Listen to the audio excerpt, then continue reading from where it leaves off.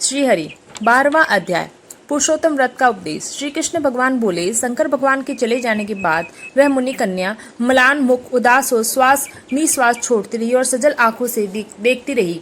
इसी तरह वह कुछ समय तक दुखी रहकर अंत काल में काल का ग्रास बन गई। उसी समय धर्मप्रिय राजा द्रुपद ने एक उत्तम यज्ञ किया था।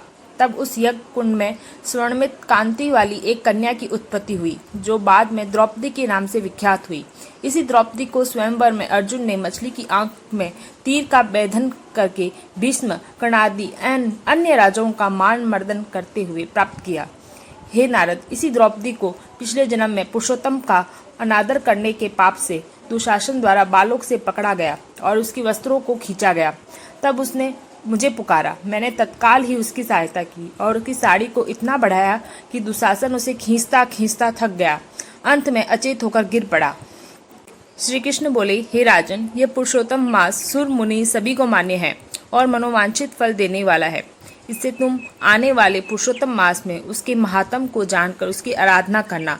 14 वर्ष पूर्ण होने पर तुम सभी का कल्याण होगा। मैं द्रौपदी के केसों को खींचते देखकर खुश होने वालों को स्त्रियों के बालों को उखाड़कर अपने क्रोध को शांत करूंगा और इन दुर्योधनादि कौरववंशी तथा इनकी सहायता करने वालों को यम के लोक में पहुंचाकर तुम्हें शत्रुओं का नाश करने वाले विख्यात करूंगा।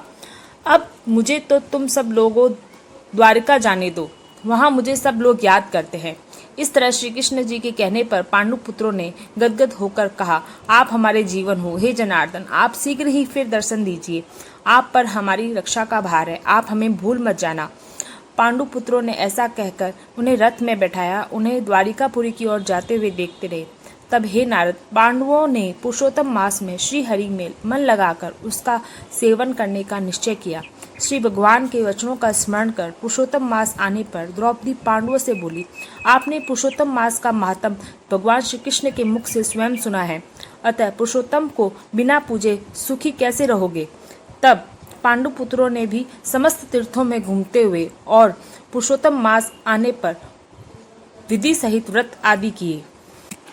उन्होंने पुरुषोत्तम की कृपा से युद्ध में विजय प्राप्त कर राज्य प्राप्त किया। पुरुषोत्तम मास का महात्म अनंत है, इसको कहने की सामर्थ्य किसी में भी नहीं है। इसे भगवान श्री हरि ही जानते हैं। 12वां अध्याय समाप्त।